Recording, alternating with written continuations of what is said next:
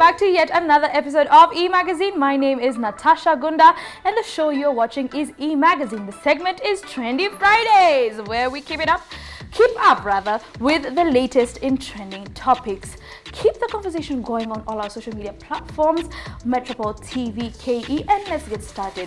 Joining me is none other than Isaac Odhiambo, who's been missing in action, who's going to give us his perspective on these topics. How you doing? I'm good. I hope that intro was exquisite. Leo imeenda shule. Leo nakupea 100 out of 100. Sina kuoga tu hivi. Mimi ule msee. Leo kuna psych. Yani leo ni Friday. Ama tumelipwa. Bado. Let's start off with the first story. Now, Francis Atwoli, Secretary General of the Central Organization of Trade Unions, Hudu, has applied to the Kenya Industries Property Institute KIPI for exclusive rights for the use of viral exclamation Allah. What this means is that should he get the green light, then you will be required to seek permission or pay him before you use Allah or anything online or offline or anywhere. Atwoli contends in his application that the phrase has no English translation, claiming that the slogan or chant is a unique exclamation attributed to him publicly. Now, the phrase caught on sometime in February when the trade union boss was appearing for an interview with Citizen TV's JK Live. But first, let's take a look at the video.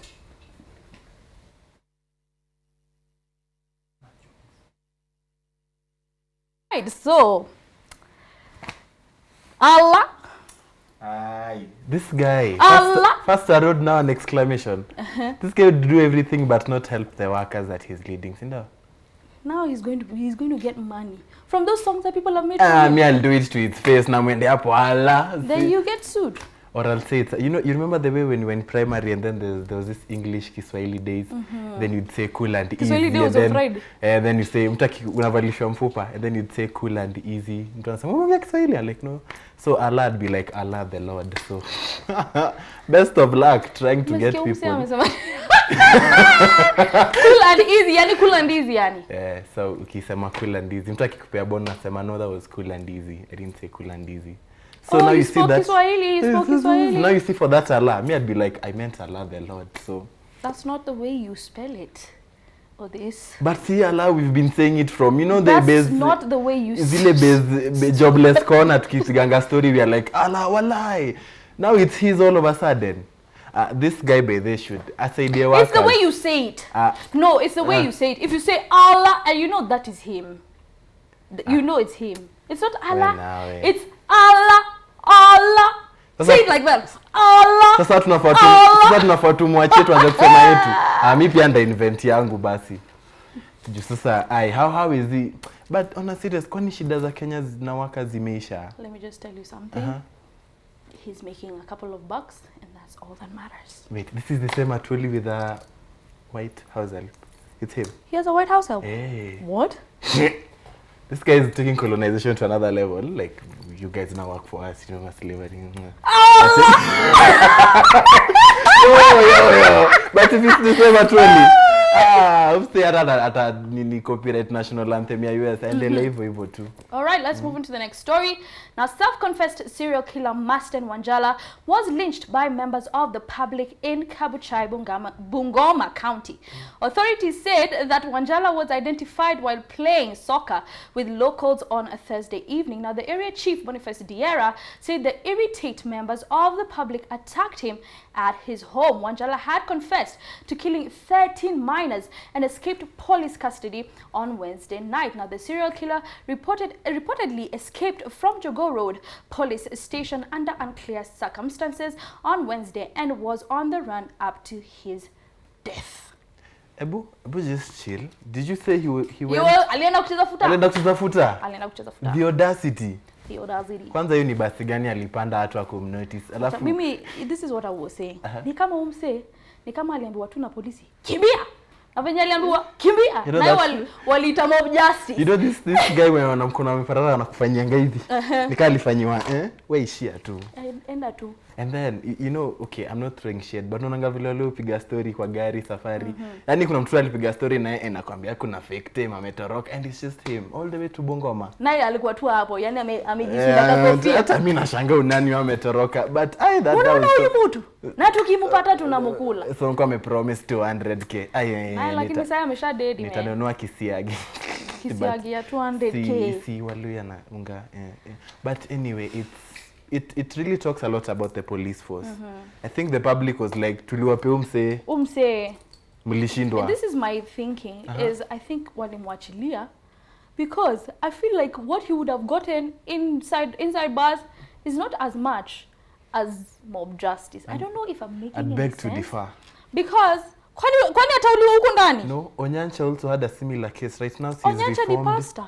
No, sindo yanaachiliwa. So I think that's not what they wanted for him. That's what I'm trying to tell you. That's not what they wanted for him. They wanted this guy to die because he's killing minors. And that's just my... That's not my statement, National Imagine Police. That's what I think. It's her opinion. Ndio msinikujie kwa nyumba.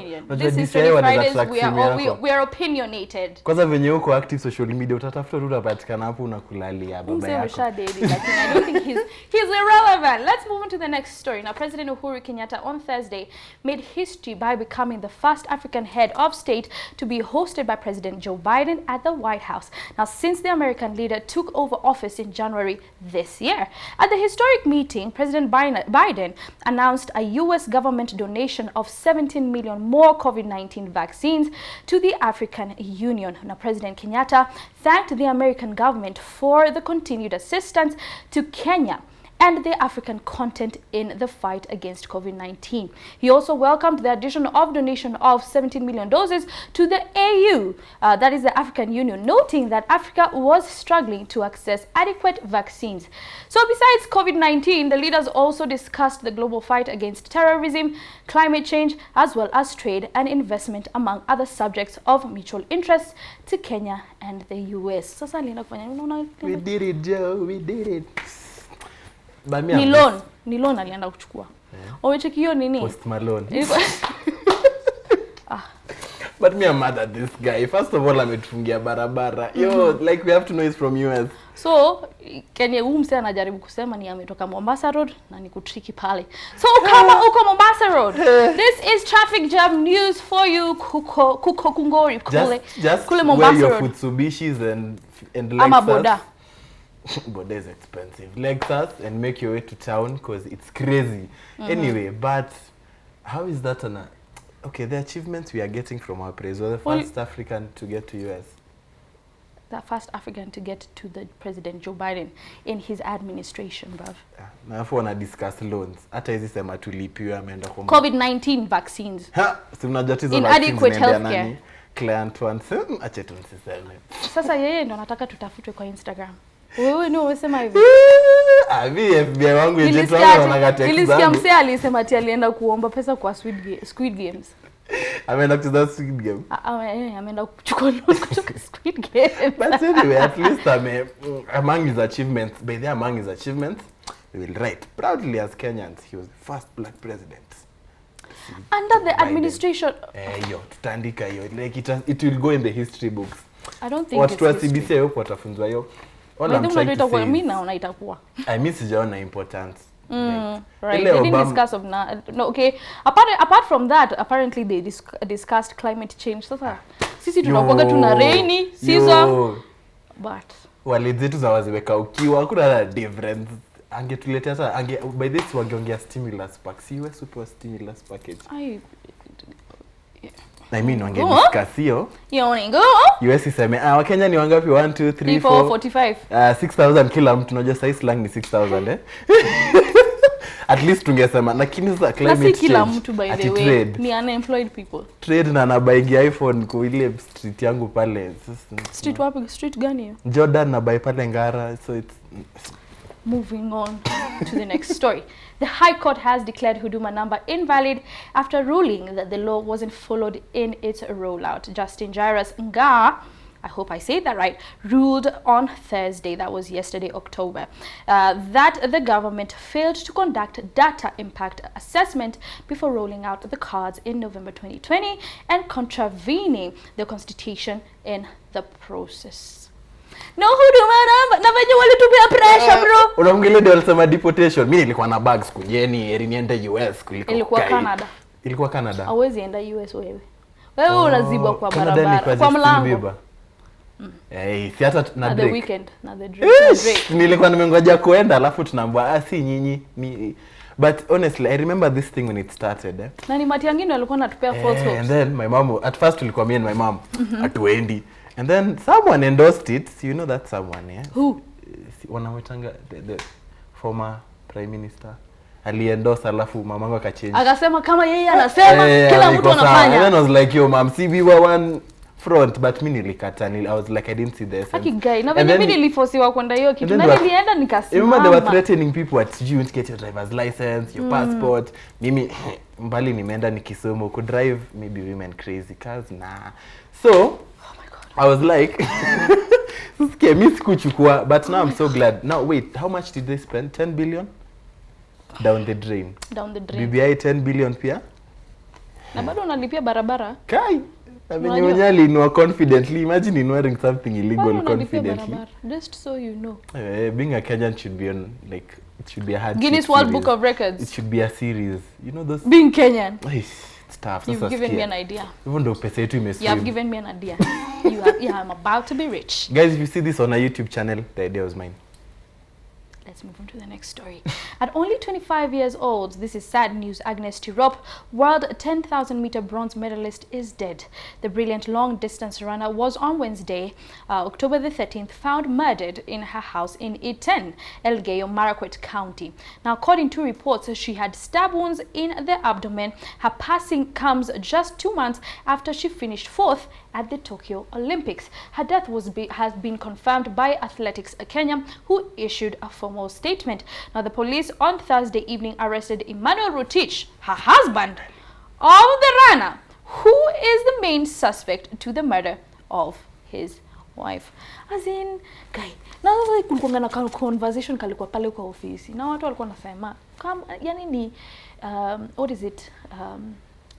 What's the word? Is it insecurities?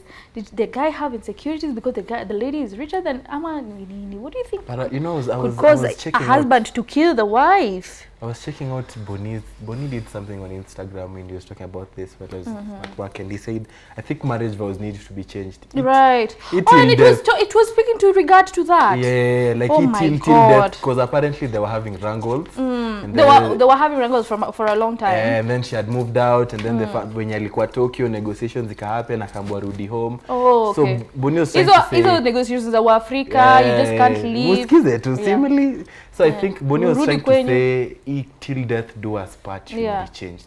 Now you've killed somebody. It shouldn't be right at any form. Yeah, at any point. That's what you consider. It doesn't justify you taking another person's life. Yani hiyo ndo ninasikia inaitwa overkill. Yani unamuua amededi but bado unamdunga.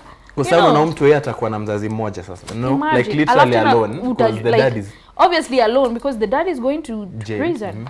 Yes, awachiliwe kama huyu mzee wa bungu wame yani awachiliwe. Wewe ngoja. Huyu ni baba ya mtu tuelewe tu. Kwani mwingine hakuwa baba wa mtu? Future baba. Mtu alianza kiwa 13. Huyu hata an excuse. But huyu I think that conversation needs to happen, especially among us men with mental health and easy kuwa locked. Unajua shida men tunapendana yetu yote. Sisi hatujui kupenda nusu. So you love this girl so much that you killed her? Is that what you said? No, like you seen that situation. But then you know that state. I'm so sure if the guy is asked that aliona tu red. That's the point they say shetani. You know that point we blame the devil is just chilling and they're like me I was trying to pepeta moto ichomea say anyway. That's what people come and start saying. Yeah? Do you think at any point that it is because yani to make too much emphasis on the girl child that sometimes we forget about the dude. Maybe this dude was actually going through, you know, these are just conversations that people will be having, you know. Do you think the dude could have been going through some, you know, personal issues? Labda alikuwa na depression, alikuwa tuna. You know, now at this point it's the only person side we can listen to is the guy. Is the guy. Because dead people tell no tales. So until she comes to haunt you. Wacha kuna Nigerian movies wewe. Hizo za It's Chinedu. Hizo unaonanga hizo movie Ghost inafungwa mlango, si ndio? Wacha kuziona. Na pamba hapa kwa mapua. Ghost inafungwa mlango. Na pamba hapa kwa mapua. Mpaka inapika kwa jikoni na serve. Yani those movies anyway. But I think what that discussion really needs to happen. Tuna joking men's conference. Mutaenda men's conference na muongee juu hizi ma stories mazi. Akisimtumia fanya sisi tunaongea vitu zingine. But this next year we need to. Hizo sasa ndio vitu we cannot disclose by there as men to semagi what happens in Vegas. Exactly. What happens in men conference stays in men conference. Nasikia mlijaribu kupanga yenu lakini kwa pen wengine mlikula fair. Si ndio tunawapea fair so. Oops. But anyway, so was it supposed to be on the same day? Tulikula fair, tulikuwa tunafaa kuwa meet. No, see you were to have your own conference. Alafu tena nikakula fair ile ulinipea. Some ladies ate fair and didn't show up, so didn't happen. That's we united, babe. But that's all the conversation. Mtu akikula fair yani ni kuja kukuona wewe. Wewe nasa umeenda off topic. Tulikuwa tunaongelea ndoa, yeah? Umeenda, hiyo iko kwa script. Moving on swiftly. Let's move on to the next story. For a very long time, it has been said that Kenyans don't support local filmmakers and that they are not willing to pay for content. However, an emerging technology in the content creation industry is changing how Kenyans consume content in a way that is both beneficial to them and the creator. Abel Mutua and Philip Karanja recently launched a local film, A Grand Little Lie, but instead of uploading it on the known content distribution platforms, they decided to use their own website. So Kenyans across the world were able to watch the film by just paying a one-off fee of 200 Kenya shillings without any subscription. 5 days after the movie was released on October 8th, Abba Mutua said that over 20,000 Kenyans had bought the watch links to watch a glimpse of the action. This is arguably the best reception a local film has achieved in recent years. If we were to assume each of the 20,000 plus people paid the minimum fee, this translated to more than 4 million Kenya shillings. Congratulations for the very first time. And I'm hearing that it's a very, very good movie. This Saturday, I'm going to take my time and actually pay for it because I think at this point in time, in the Kenyan industry, we need to start supporting our own. Actually, you understand? 1 hour 20 minutes. It's 1 hour 20 minutes. No, good action. I've watched it. You paid for it? Hey, I'm a mkuru. You're a mkuru guy? Kabisa, I got you, you know. So I had to. But they have been so, would I say stingy? But for Abel, I said, let me give it a shot. Because we've had instances where local filmmakers, you paid it. But this was top notch. I'd say the production. And then, you know, it's a film that was done in a month. Peke. And when you watch it, they did have a short period of time. Oh, really? It was a month only.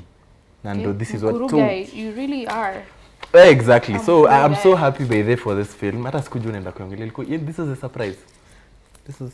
It was not a surprise. But it's a very good film. I think I'd advise everyone to watch it.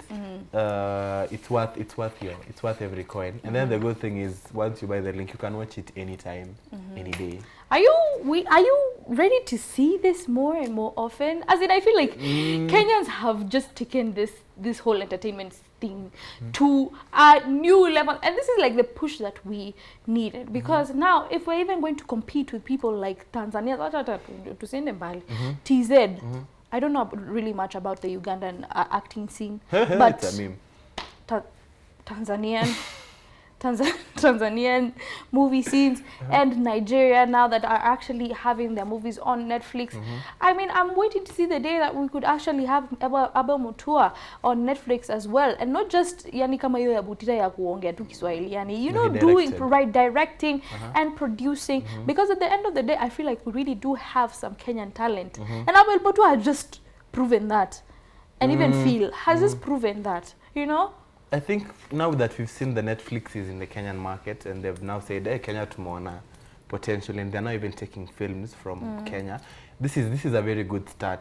I think Abel, one day we'll credit Abel for opening such a door. Right. Because it's something filmmakers have always been afraid of. He has really, I don't know what it is. Yeah, and then he took his time. You know, before he did a film, he's opened the minds of so many people. Yeah, he's made it look like, not made it seem, but he's made it a reality that this can actually happen. Yeah, and then, you know, it's based on something he's gone through. I don't want to spoil, but he said like the Michael is a people pleaser. When you watch it from the trailer, he's struggling to please his girlfriend, his boss, and I think even the trailer behind was like, you can't make everyone happy. Right. Yeah, so he was saying it's something he's gone through, and I also picked some lessons. You know, when you try pleasing everyone, kuna mtu ataumia mahali. So I think he's opened that gap of, before even he did the film, he's done something on YouTube.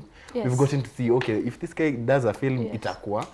So I think ame inspire wase sana, amefungulia wase macho. This is how you do it before you drop it. Now you see, he said he's done over 20,000. That's like 4M, and his target is 50K.